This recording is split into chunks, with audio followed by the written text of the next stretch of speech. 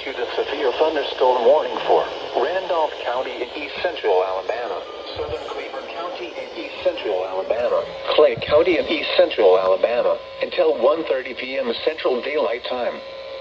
At 12:32 p.m. Central Daylight Time, severe thunderstorms were located along a line extending from near Mount Kia to near Ashland to 6 miles northeast of Goodwater, moving east at 45 miles per hour.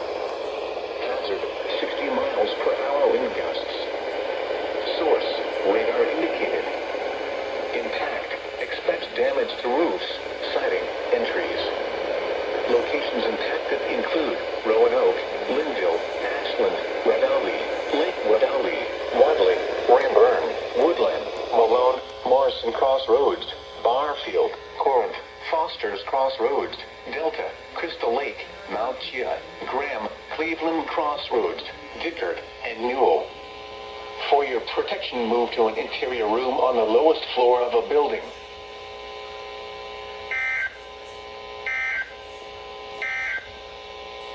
Here is the